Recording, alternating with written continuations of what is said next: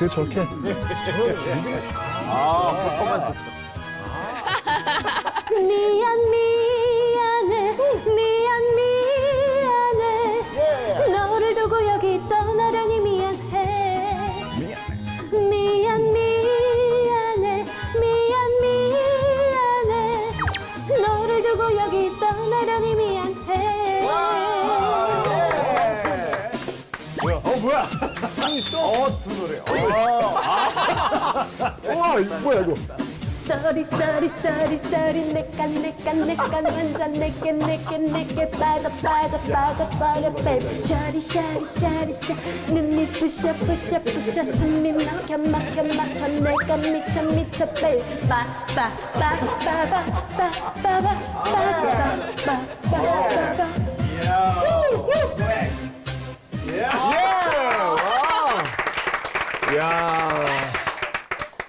안녕하세요. 우리가 잘 몰랐던 국회사의 힌트 요정 김나희입니다. 오랜만에 이렇게 춤을 추려고 하니까는 몸이 삐그덕삐그덕해요. 막 관절이 이제. 너무 근데 섹시하게 부르던데 뭐 써니. 요즘 약간 끈적함을 좀 넣어봤어요. 혹시 오늘의 이 힌트송에서 힌트를 얻으셨나요? 너무 직접적인 것 같아. 미안해 이거 많이 나왔는데. 너무 힌트 줬다. 아유, 너무 진하게 줬다, 힌트를. 진짜 선수들이라니까. 혹시 여러분들은 아셨을지 모르겠는데요. 오늘 우잘물 국회사를 끝까지 함께 하시면은 왜 이런 노래를 제가 불렀는지 알게 되실 겁니다. 그러니까 채널 고정 아셨죠? 그럼 다 같이 불러볼까요? 금별쌤! 제발 빨리 나와주세요. 고생했어요. 아유, 오늘 아주 그냥 미안을 얼마나 많이 하는지. 미안해가지고, 많이 미안해가지고. 어마어마한 파장을 불러오게 됩니다. 야당, 제야, 학생할 것 없이 시위의 불은 활활 타오르겠죠. 암적 견제를 뿌리 뽑는데 필요한 모든 조치를 박정희 정부는 왜? 1962년 11월 박정희 대통령이 한일협정 특사로 보낸 거죠. 일본 측과 은밀하게 논의가 오고 갔습니다. 그런데 말입니다. 독도는 무가치한 섬이니까 그냥 폭파시켜버리자. 말도 안 돼. 살짝 올라오네요. 독립했다면서 축하한다. 독립축하금. 와, 놀리나? 이 박정희 정부가 이 한일회담에서 어디에 포커스를 맞췄다? 에?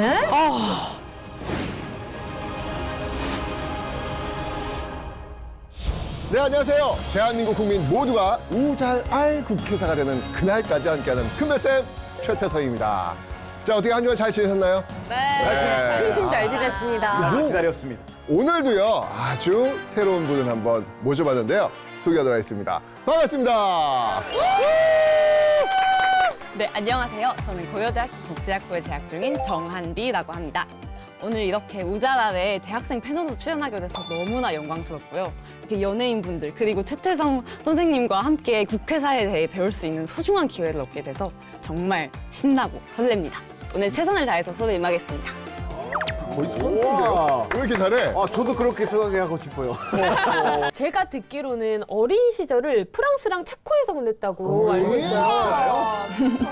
5년 위기감 정도 느껴요? 유럽에서 갑자기? 살았습니다. 해외 담당이라서 위기감 느껴요? 아니, 그럼 저 프랑스어로 여기 나오신 소감 한 번지. 너무 어려운데요? 아니, 진짜 아침 인사만 해도 우리 오, 예. 몰라요. 한마디 해볼까요? 오, 예. Bonjour à tous, c'est un grand plaisir d'être ici et merci beaucoup à m'inviter. Oui. 와! 야! 그러네. 되게 우잘물 국회에서 진짜 품격 올라가는 것 같아요. 뭐라고 얘기했는데요? 불러주셔서 너무 감사하다 이런 얘기를 했습니다. 네. 자, 본격적으로 이야기를 시작해 앞서서 자, 오늘은요. 미리 예고를 좀 해드리겠습니다. 이 중간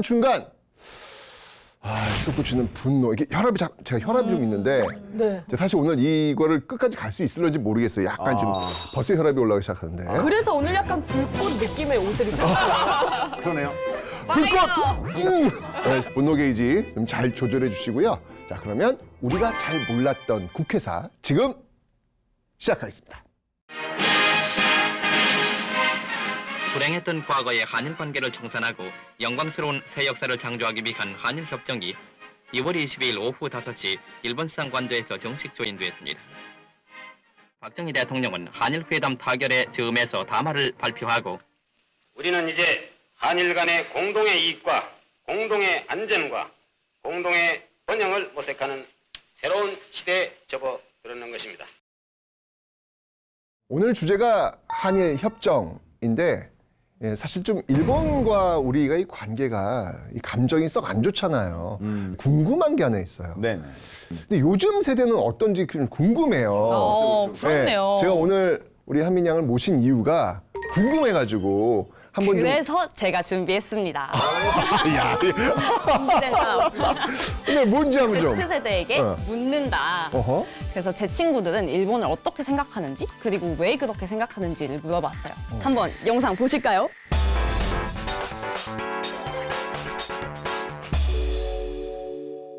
혹시 평소에 일본에 대해서 가졌던 생각이 있어? 그냥 이웃 나라라는 그런 생각 많이 하고.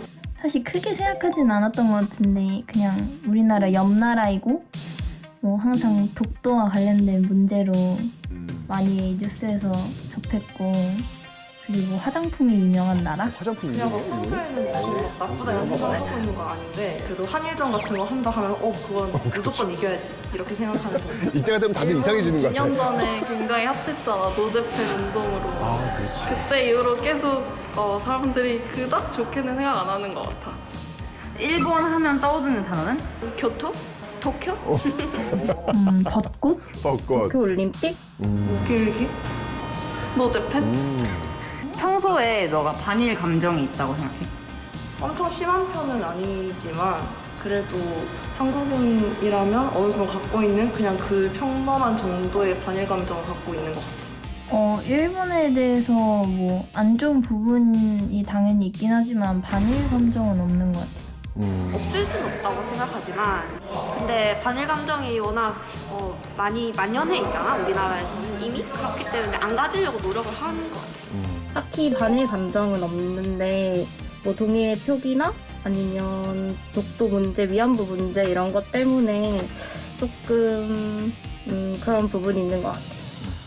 조사 잘 해오셨네요. 진짜. 네. 멕시코는 스페인한테 식민지배를 식민지였으니까. 당했잖아요. 그러니까. 근데 벌써 우리가 독립된 지가 200년이나 넘었었어요. 그러니까 그 아픔을 겪었던 시대들은 이 세상에 떠났어요. 이 세상에 떠났으니까 새로운 시대들은 그 감정을 약간 좀 더 약해지고 그러다 보니까 여기 Z시대 친구들을 보면 안 좋은 감정을 갖고 있는 사람 덜 많아지고 있는 것 같아요. 네. 조사하시면서 어떤 그 반응들 이렇게 보시면서 어떤 생각 드셨어요? 네, 보시다시피 대체적으로 제 친구들은 사실 일본에 대한 꽤나 우호적인 이미지를 갖고 있어요. 그런데도 이제 교과서 왜곡, 위안부 문제 같은 경우에서는 아무래도 조금은 반일 감정을 느꼈던 것 같습니다. 그러니까 일상의 어떤 삶 속에서는 뭐 굳이 그렇지만 어떤 과거의 어떤 역사 이런 것들과 관련해서는 좀 짚고 넘어가는 그런 모습들이 지금 보이고 있다라는 거잖아요. 오늘 우리가 지금 이야기할 부분이 1965년 한일협정이란 말이에요. 그러니까 광복되고 나서 당연히 우리는 수교를 맺지 않은 상황이었죠. 그런데 65년도에 다시 수교를 맺게 되었단 말이죠. 그런데 이 수교를 맺게 되는 어떤 그 출발점이라고 할 수 있는 이 한일협정, 이 한일협정의 어떤 첫 단추가 제대로 끼워지지 않은 듯하다. 그것의 어떤 여진이 지금까지 이어지고 있는 게 아닐까라는 그런 생각이 듭니다. 어쩌니 광복 이후에 단절된 그 한일 관계를 회복하기 위해서 노력이 분명히 있었습니다. 전혀 이야기를 안 하고 그냥 너희들하고 얘기 안 해. 이게 아니었다는 얘기예요. 심지어는요, 6.25 전쟁 중 그 1951년 10월에 첫 번째 한일 예비회담이 열렸습니다. 그러다가 65년까지 무려 14년 동안 총 7차례의 회담, 그리고 1,400여 차례에 걸친 회의가 열렸고요. 드디어 1965년에 한일협정이 체결된 거예요. 계속 대화 있었는데도 불구하고 14년 정도 걸렸었으면 그럼 양국가 사이에 아무래도 좀 이견이 많고 좀 견해차가 좀 컸던 것 같아요. 오늘 아마 이제 그 얘기를 좀 할 것 같아요. 특히 이제 또 혈액 바로 올라오네 이거. 아 이거 조심해야 돼. 이런 게 지금 색깔이랑 좀 맞춰지고 있어요. 네, 이런 게 지금 1953년 3차 회담에서 당시 그 일본 정치인 구보타가 한 이야기들이 있는데 뭐라고 얘기를 했냐면 일본은 35년간 정말 이 한반도 벌거숭이 산, 이 산을 푸르게 우리가 만들어줬다. 그리고 기차 타졌냐? 경부선 우리가 놔줬다. 철도 우리가 놔줬다. 그리고 경작지, 농사 지을 수 있는 곳 우리 때문에 더 많아진 거 아니냐? 너희들 왜 이렇게 고마움을 몰라? 이런 이야기를 했지요. 사실 근데 이거 살짝 올라오네요. 올라오지. 이렇게 되면서 이렇게 이 협상이 쉽지가 않아요. 사실 뭐 우리 같은 경우는 사과를 받아야 되는 입장이니까. 그렇죠. 굳이 뭐 그러면 뭐 협상 안 할게라고 해서 이제 쭉 계속 이렇게 지연되는 어떤 그런 모습들을 보이고 있었죠. 자, 그러다가 이 박정희 정부가 들어오면서 아주 급물살을 타게 되는데요. 자, 어떤 분위기였는지 한번 속기록 키워드를 한번 보도록 하겠습니다. 이완용. 제2의 이완용. 지금 제2의 이완용이 나왔어요. 어떤 의미일 것 같아요? 또 뭔가 나라를 팔아먹는 그런 그렇죠. 얘기 아닐까요? 뭔가 지금 일본과의 지금 수교를 해야 되는 상황인데 제2의 이완용 나왔다? 그런 뭔가가 있겠구나 이런 느낌이 오잖아요. 자, 요와 관련된 속기록을 한번 예원 씨가 한번 읽어주시죠. 공화당 의장인 김종필 의장은 얼마 전에 자기 스스로 말하기를 내가 제2의 이완용이 되더라도 한일회담은 성취해야겠다는 이런 말을 한 일이 있습니다. 혹시 김종필 아세요? 들어봤어요? 이거 들어보셨고. 들어본 것 같지나? 김종필 같은 경우에는 저 같은 경우에는 그냥 뉴스 틀면 나오는 그런 분이었기 때문에 너무 익숙한. 지금은 이제 돌아가셨죠. 나는 새도 떨어뜨린다라고. 그 중앙정보부장을 역임했고요. 그리고 박정희 대통령의 조카 사위예요. 게다가 5.16 군사 정변을 성공시킨 그런 주역이었습니다. 진짜 실세 중에 실세. 바로 이 실세 김종필을 1962년 11월 박정희 대통령이 한일협정 특사로 보낸 거죠. 바로 이때 일본 측과 은밀하게 청구의 액수라든지 청구의 방법들에 대해서 논의가 오고 갔습니다. 그런데 말입니다.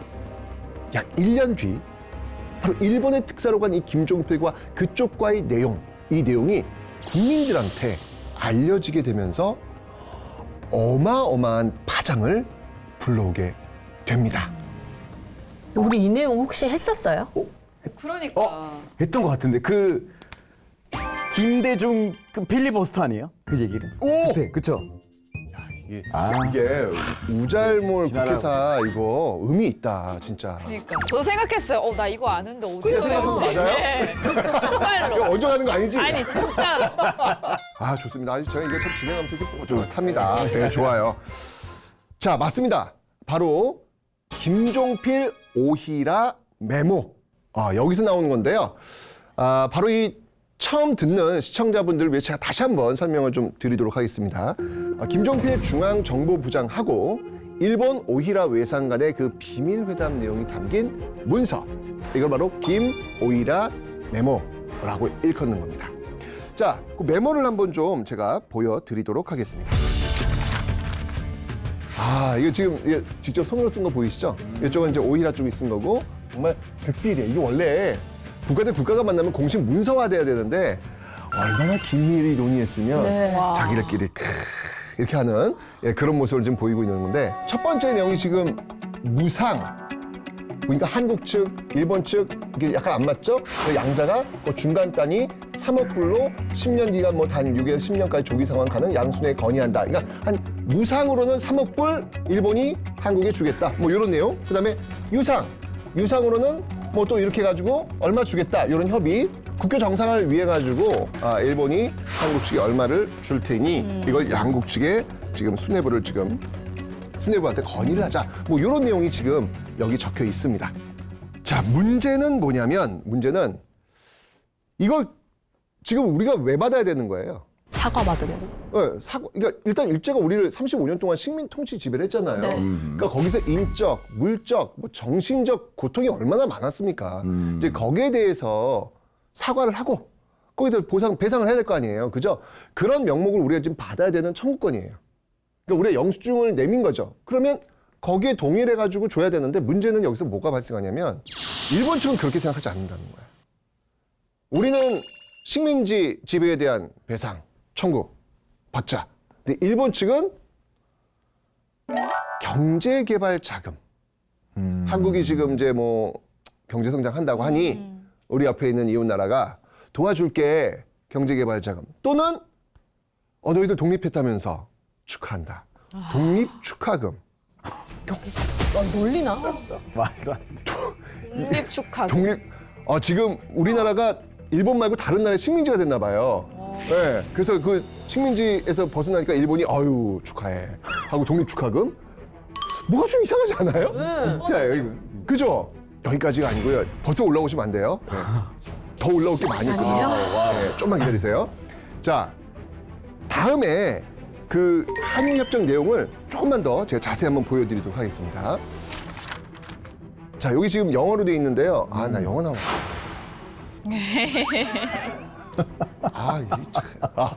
국제학부. 제가 당신을 또 모신 이런 거 이유가 전문이죠, 있습니다. 네. 전문인가요? 네, 저희 전공 수업에서 많이 봤던 말입니다. 이게 뭐예요, 이게? 한마디로는 이미 무효다라는 뜻이죠. 바로 여기서 이게 문제가 됩니다. 이미 무효다. 그 한일협정 그 내용 과정 속에 이런 게 나와요. 1910년 8월 22일. 자, 이 1910년 8월 22일이 어떤 걸 의미하는 거냐면 우리나라 그 경술 국치일은요. 1910년 8월 29일입니다. 나라가 망한 거예요. 그날이 바로 8월 29일. 근데 이 8월 29일 우리가 나라를 잃어버리기 전에 이미 그와 관련된 조약을 체결했단 말이에요. 그게 언제냐면 바로 8월 22일이에요. 자, 그래서 1910년 8월 22일 및 그 이전에 대한제국과 대일본 제국 간에 체결된 모든 조약 및 협정이 이미 무효임을 확인한다. 여기서 이제 해석이 들어가는 거예요. 이미가 언제입니까? 이미 무효라고 하는데 이미가 언제냐, 이미가. 이 이미를 어떻게 해석하느냐에 따라 가지고 이 1910년부터 45년까지의 식민지 기간은 불법적인 기간이 될 수도 있고 합법적인 기간이 될 수도 있는 거예요. 그렇지. 해석에 따라. 이미 무효. 만약에 1910년 한일 병합되었던 그 시점을 기준으로 해가지고 이미 무효다라고 하면은 이거는 식민 통치 기간은 불법이 되는 거죠. 왜냐면 이미 무효인 상태에서 식민지가 됐으니까 이 식민지는 불법이 되는 거죠. 그런데 만약에 1945년 일본이 패망하잖아요. 그 시점을 기준으로 이미 무효다. 라고 하면, 그러니까 패전됐으니까 그 이후에 무효란 얘기잖아요. 그러면 이 식민 통치 기간은 뭐가 되는 거예요? 합법적인 통치 기간이 되는 것이죠.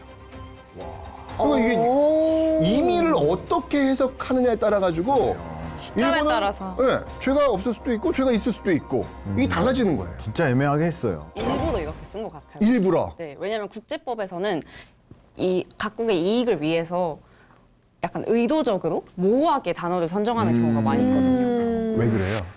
이제 나중에 해석을 할 때 자신한테 유리한 방향으로 해석하기 위해서 그러는 경향이 좀 있습니다. 아니 사과하는 입장에서 그러면 안 되잖아요. 그러면 안 되지. 국제법 왜 그래요?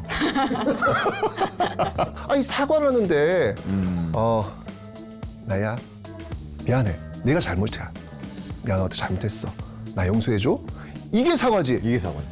나야 글쎄 벌써 끝났어. 글쎄 하는 순간. 그러니까 이게 다른 거예요, 이게. 자, 여기서 그친 게 아니라요. 다른 조항도 한번 보도록 하겠습니다. 이 한일협정에는요, 어업협정도 포함되어 있습니다. 자, 사실 이승만 정권 때 그 평화선이라는 것을 그어놨어요. 그러니까 이 평화선이 뭐냐면요, 그 어장을 확보할 수 있도록 설정해 놓은 그 해역선이 되겠습니다. 그런데 한일협정 때요, 이 평화선을 포기하고 우리 수역을 대폭 축소를 시킵니다. 게다가 여기서 끝난 게 아니잖아요. 일본군 위안부 지금도 문제가 되고 있잖아요. 뭐 사할린 교포, 그리고 뭐 원폭 피해자 이런 것들에 대한 문제는 아예 제기되지도 않습니다. 너무 손해 보는 거 아니에요, 우리가? 그러니까. 자, 심지어는요 이런 내용들도 있습니다. 이 협의가 오가는 과정에서 1962년 8월에 일본의 그 이름이 좀 이새끼라서 일본 이름이에요? 네. 저 욕한 거 아니에요? 이새끼 아주국장이 있습니다. 그 이새끼 아주국장이 말이 좀 이렇게 이상하네 이거. 발음 부위. 뭐라고 얘기를 했냐면 이게 독도에 때문에 이슈가 있었거든요. 그러니까 이 과연 독도가 누구 땅이냐? 일본은 나름대로 좀 자기들 땅이라고 말도 안 돼 우리 땅인데 이렇게 하면서 그러면 독도는 무가치한 섬이니까 그냥 폭파시켜버리자라고 이 이새끼 국장이 얘기를 했단 말이에요. 여기 땀이 나는지 모르겠습니다. 네. 그래서 이런 식의 어떤 이야기들을 하기 때문에 지금 이 협정을 하는 데 있어가지고 과연 이게 사과하는 사람들의 자세가 맞아? 라고 하는 그 의구심이 생기지 않습니까, 지금요? 더 우라통 터지죠. 그렇죠. 열받죠. 그죠? 게다가 독도 나왔으니까 노래 한번 해주셔야죠. 독도는 우리 땅, 우리 땅. 그 음이 맞긴 맞습니까? 얼추 조절하면 맞아요. 맞습니다. 이게 독도까지 건드리고 나오니까 이게 말이 안 되잖아요. 무슨 되게 협상이에요, 열받잖아요. 그게.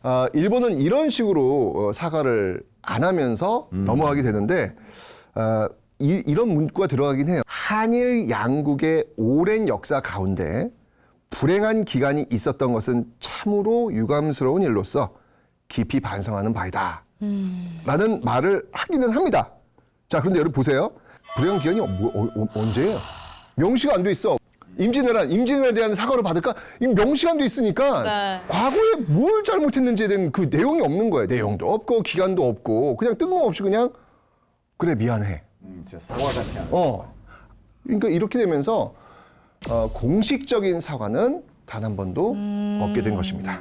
야, 아까 나이 누나가 왜 쏘리 했는지 이제 알겠네. 힌트를 너무 많이 줬어 힌트를. 진짜 잘 골라요, 진짜. 근데 사실 국교 정상화를 위해서 전제될 게 식민지배에 대한 진심 어린 사과잖아요. 근데 이런 구체적인 사과가 없고 말도 안 되는 협의가 오간다는 것 자체에서 한일협정에 대한 여론이 좋지 않았을 거예요. 너무 당연하죠. 지금 얘기 들었는데 기분 좋아요? 너무 안 좋죠. 말이 안 되죠. 계속 혈압이 올라오고 있는데 지금 말이 안 되잖아요. 바로 이 한일 국교 정상회담을 바라는 그 분위기, 뭐 물론 있었겠지만 이 박정희 정부의 이 한일회담에 대한 그 저자세 그리고 너무 이 속도가 빠른 이런 추진에 대해 가지고 국민들은 당연히 분노할 수밖에 없었죠. 그래서 1964년 3월달에 대일굴욕외교 반대 범국민 투쟁위원회를 발족하고요. 치열한 반대 시위를 전개하게 됩니다.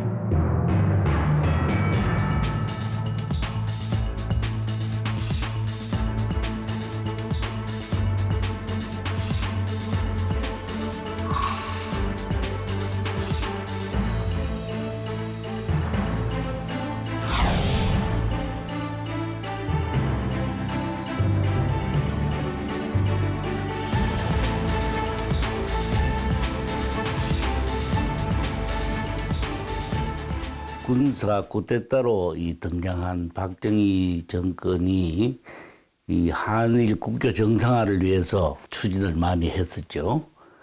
이제 저희들이 보기에는 이것이 매우 굴욕적이고 또 너무 졸속하다 하는 그런 생각이 있었고, 가만히 있어서는 안 되겠다 하는 그런 어떤 심정적인 공감이라고 할까? 이런 데서 그것이 자연 발생적으로 터져 나온 것이죠. 네. 그때 이것을 참여하고 주도한 사람은 거의가 다 대학생이에요. 뭐 한두 고등학교도 있었습니다만은, 그러니까 대학생들이 전국에 있는 모든 대학생들이 들고 일어난 6.3 학생운동이라고 할 수가 있죠.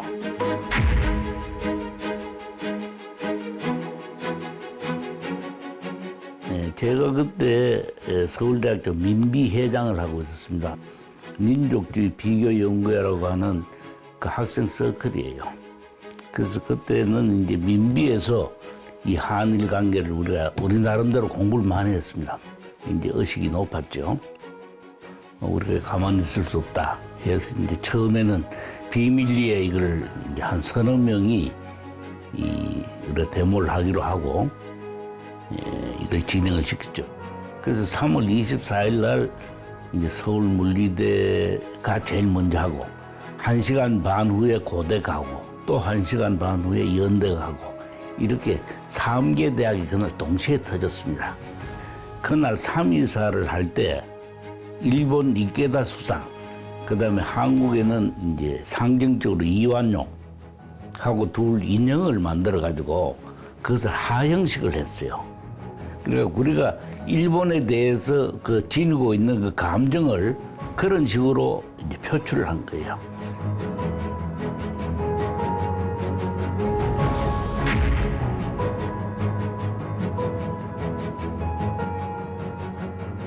서울대학생들이 물리대 교정에서 단식 투쟁을 했는데 그래서 이과대학이 와서 쓰러진 학생들을 들것에 메고 나가고 이렇게 가두 진출을 하니까 서울 시내에 있는 모든 학생들이 전부 다 이제 시내로 몰려 나가게 된 거예요.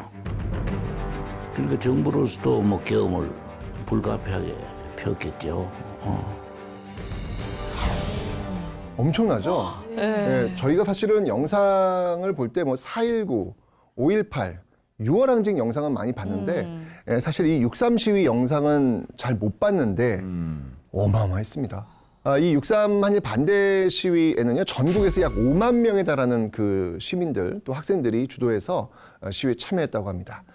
결국 자정을 기해 가지고요, 계엄령이 선포됩니다. 그만큼 엄청난 반발과 저항이 있었다는 걸 볼 수 있는데 결국 이 계엄령 선포되고 군인들이 투입이 되면서 일단 잦아들긴 합니다. 하지만 여기서 끝난 게 아니에요. 계속해서 이 산발적 시위는 계속 이어졌고요. 해를 넘겨가지고 1965년까지도 계속 이어지게 되는 것이죠. 근데 그런 시위가 계속 있었음에도 불구하고 결국은 1965년 우리 아까 봤던 6월 22일 바로 한일협정이 체결되는 것이죠.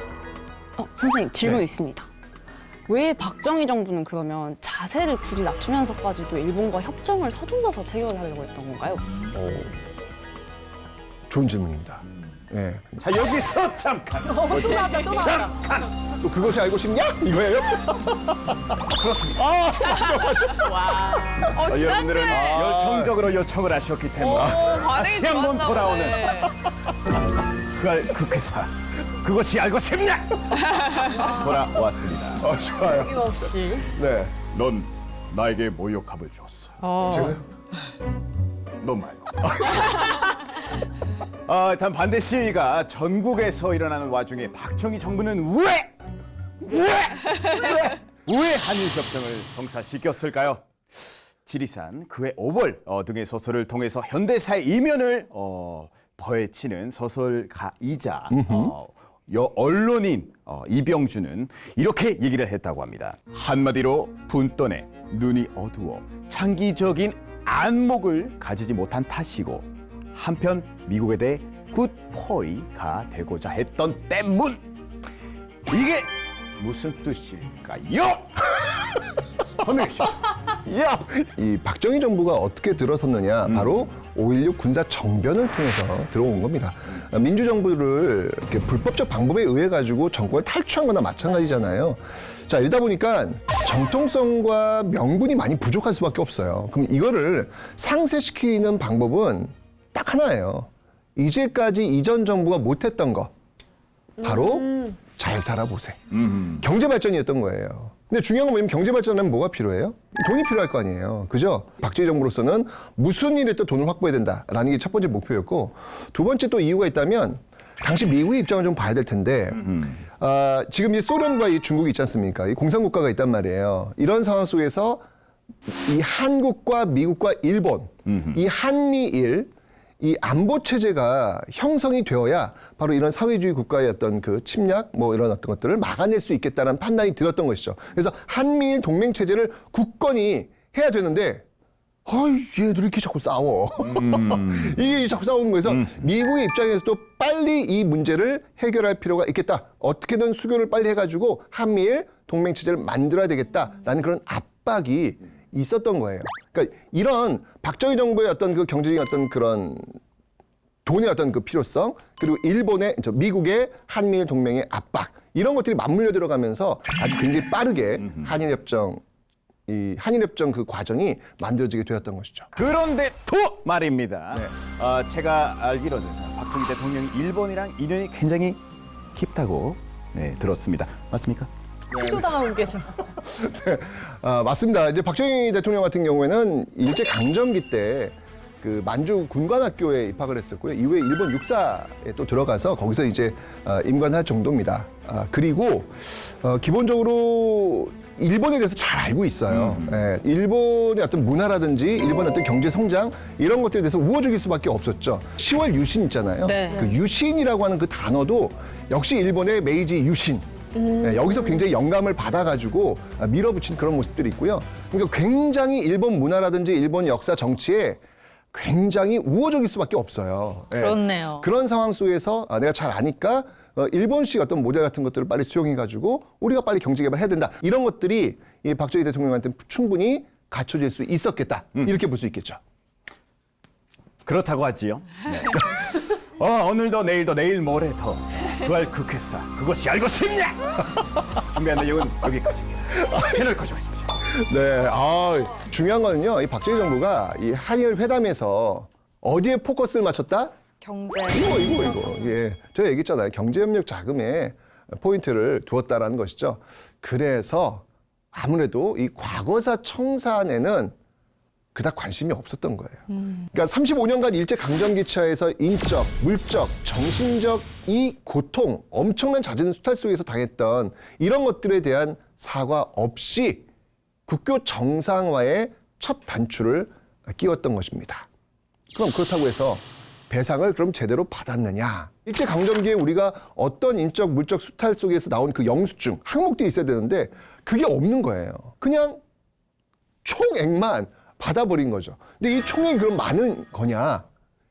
그 앞에 정부 이승만 정부에서는요. 일본 우리랑 수교를 하려고 그래?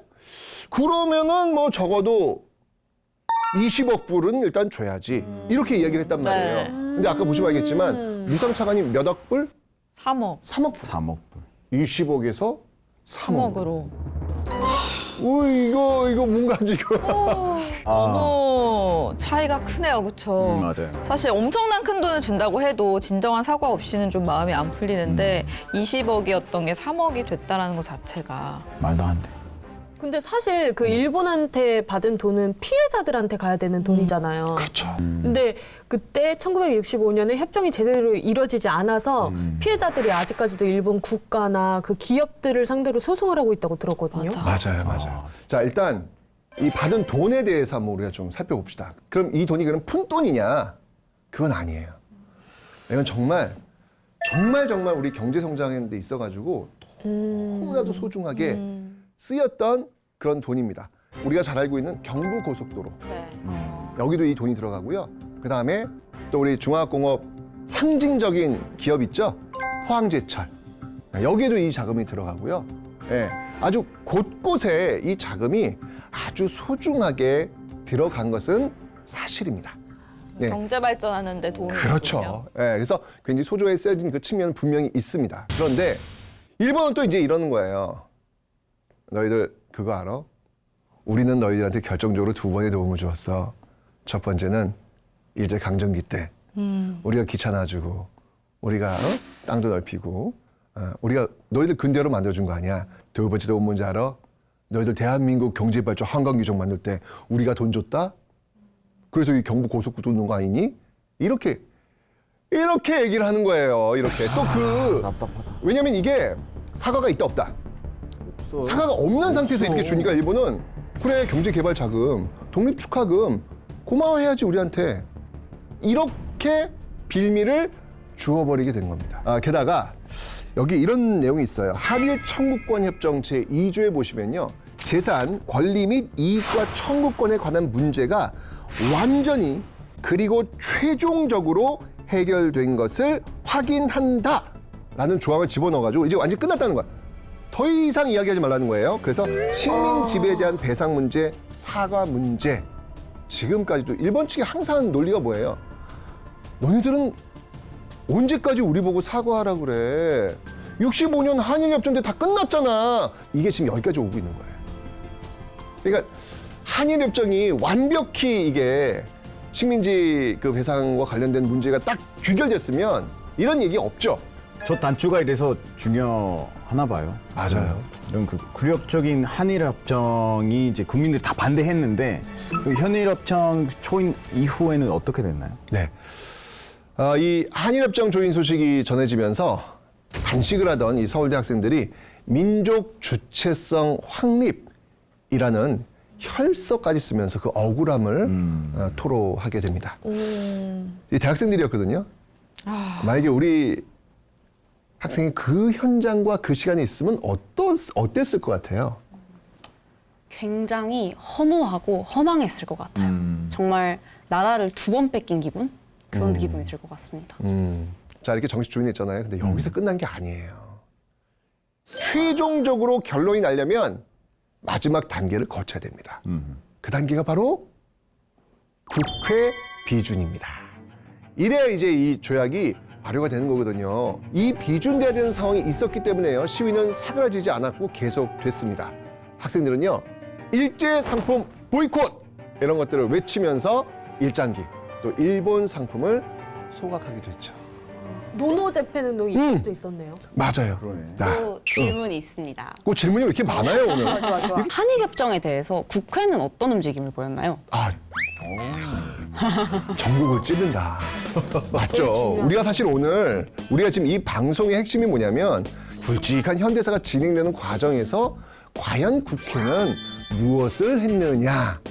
이게 이제 저희 그 프로그램의 목표이기도 해요. 자, 이 한일협정 심지어 계엄령까지 내려지고 있는 어떤 이런 상황, 6.3 시위 계엄령이 내려지고 있는 이런 상황 속에서 국회는 무엇을 하고 있었는지 당시 속기록 키워드 한번 보도록 하겠습니다.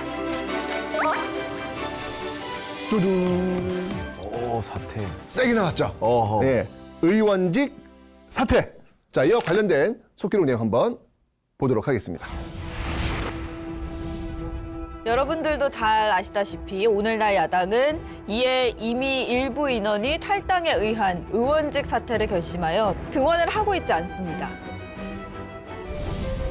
이유나 동기는 어쨌든 간에 야당이 없는 이 의사당의 봉기는 서글프기 짝이 없다는 제 심경을 말씀드리고자 합니다. 그러나 진실로 야당 의원들이 돌아와서 우리와 더불어 국사를 논의할 공동의 광장에 참여하기를 거듭 호소하고 싶습니다. 간절히 소원합니다. 어쩌면 야당은요, 이 정식 조인을 앞두고요, 반대 투쟁을 좀 단일화하기 위해서 뭐 민정당, 민주당 통일해가지고 민중당이라는 걸 만들어요. 근데 요 당을 만드는 과정에서 이 강경파와 온건파가 좀 약간의 갈등이 좀 있었습니다. 이 강경파는요, 비준 전에 한일협정에 반대해서 야당 국회의원이 전원 총사퇴해야 된다. 강경파는 총사퇴 주장하고 있는 거예요. 근데 반면에 온건파는요, 반대한 거예요. 대표적인 인물이 김대중 의원. 네, 김대중 의원이 뭐라고 하냐면, 아니 어쨌건 이 국회라고 하는 것은 국민이 우리에게 맡긴 그런 막중한 위치가 있는 건데 여기서 싸워야지 이거를 사퇴라고 간다는 것은 좀 말이 안 된다. 이건 반대한다. 라고 해서 의원직 사퇴에 반대하는 그런 모습을 보이기도 합니다. 근데 이 말도 맞고 저 말도 맞네요. 어렵네요. 자, 어쨌든 6월 22일에 이 한일협정이 정식으로 조인이 되면서 23일에 그 민중당 그 소속원 50명이 한일협정 무효를 선언하면서요, 국회 본회의장에서 24시간 단식 투쟁을 시작합니다. 그런데 국민과 야당의 반대에도 불구하고요, 공화당은 1965년 7월 14일 한일협정 비준동의안을 국회에 상정하죠.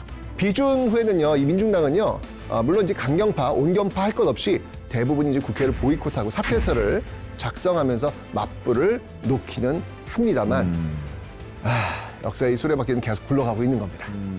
그래서 확실히 비할 때는 한 마음으로 이렇게 강경하게 좀 대응을 했네요. 그렇죠. 근데 국회뿐만 아니라요, 당시 그 각 사회단체, 이 사회단체도 이 비준 반대 성명을 발표합니다. 특히 여기서 재미있는 게 있어요. 5.16 군사 정변을 함께했던 사람들, 이 사람들이 조국 수호 국민협의회에 참여해가지고 한일협정 반대 성명을 발표합니다. 박정희와 함께했던 군사님과 함께했던 그런 많은 사람들은 또 반대라는 거예요. 네. 심지어 이들은요, 당시 그 민중당, 야당 민중당이 주도했던 대일굴욕외교 반대 투쟁위원회와 함께 연합전선을 펼치기로 합의까지 하죠. 저희 본격적으로 국회와 사회단체가 반대운동을 펼치려는 찰나. 이런 일이 벌어집니다. 국회 속기록 한번 보시죠. 대한민국과 일본국 간의 조약과 재협정 및 그 부속문서의 비준에 관한 동의안. 모든 조약 또한 협정 부속문서 전부에 대해서 정부의 원안에 대해서 가부를 묻겠습니다. 표결 결과를 선포합니다. 재석 의원 111명 중 가가 110표, 한 사람이 기권입니다. 이럼으로써 대한민국과 일본국 간의 조약과 재협정 및 그 부속문서의 비준에 관한 동의안은 가결된 것을 선포합니다.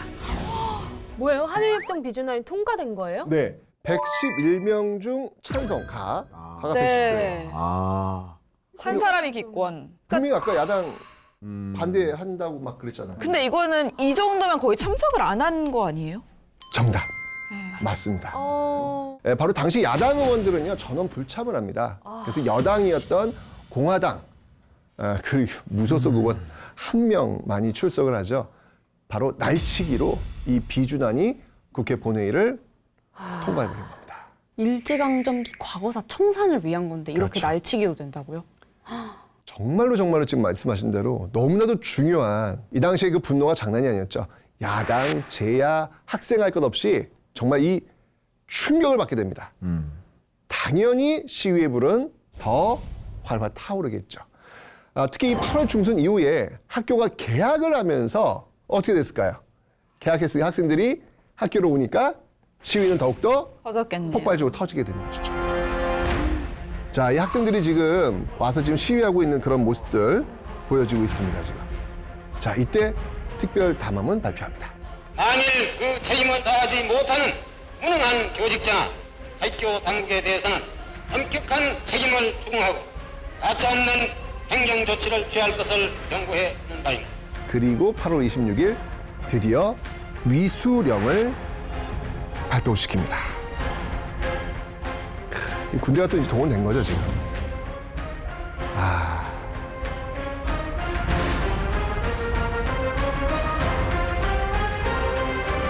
여기 지금 보시면 아까 인터뷰했던 분. 네, 여기 지금 현승일. 네, 아까 그분이죠. 주도했던 그런 어떤 모습이 나오고 있는 겁니다. 격렬하게 진짜 시위하고 결국은 군대까지 들어오는 또 위수령이 또 발동된 거예요. 선생님, 네. 계엄령과 위수령의 차이가 뭔가요? 계엄령과 위수령의 공통점, 모두 군대가 개입한다는 거예요. 그런데 위수령 같은 경우에는요, 치안 정도, 요 정도를 이제 군대가 관리하게 되는 것이죠. 그래서 이런 거 할 때는 이제 뭐 경찰과 이제 협의도 해야 되고요. 네, 그런 모습들이 있습니다. 반면에 계엄령은요, 치안뿐만 아니라 행정까지도 군대가 모두 장악하는 거예요. 그러니까 계엄령은 더 큰 단위가 되는 것이죠. 어쨌건 간에 중요한 건 군대가 지금 투입됐다는 거예요. 이 위수령이 발동되면서 학교에는요, 군대가 배치되었고요, 휴교령이 내려집니다. 이런 분위기 속에서 9월 6일 서울대 상대에서 바로 이 군화, 최루탄, 이걸 화형에 처하는 화형식이 열리게 되죠. 자, 군화, 군복, 이걸 불태웠어요. 이건 뭘 상징하는 걸까? 박정희 정권에 이제 대항하겠다는. 그렇죠. 박정희 정부에 대한 반대를 표명한 겁니다.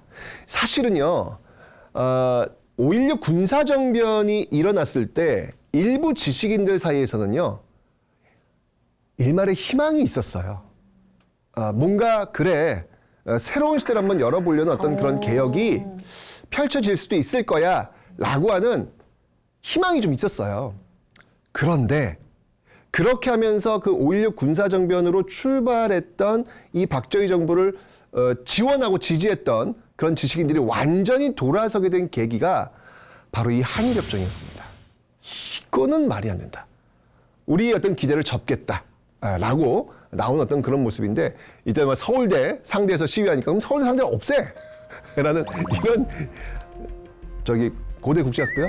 네네. 거기서 이렇게 뭐 대자복을 그러면 그럼 뭐 과 없애지 뭐. 이런 이야기가 나올 정도로 정말 무시무시한 어떤 그런 분위기인데 박정희 정부는요 계속해서 강경하게 진압을 하게 됩니다. 뭐 학생들 구속 기소됐고요, 교수도 뭐 파면되고요, 막 이런 모습들이 계속 이어지면서 결국 이 화형식이 어찌 본다면 이 한일협정 반대 시위의 피날레를 장식했다 이렇게 볼 수 있겠네요. 이렇게 굴욕적인 협정에 반대하는 국민의 목소리를 꼭 힘으로 눌렀어야 했나 그런 생각이 드네요. 조금만이라도 좀 국민들의 목소리를 들어줬으면 네. 좀 안타깝네요. 많이 아쉽죠. 아니 일본이 사과를 하지 않아도 되게끔 우리가 그렇게 만들었다는 게 너무 부끄러워요. 한일협정 비준안이 국회에서 통과한 후에요. 그 심정을 담아 발표한 시를 하나 제가 읽어드릴까 합니다. 국민의 가슴을 뚫고 탄생하는 데모대의 깃발에 새겨지는 목소리는 최루탄으로도 몽둥이로도 꺾지 못한다. 거센 파도가 메아리치는 저 소리에 귀를 기울여 역사의 소리를 들으라. 그것은 긴 세월이 아니다.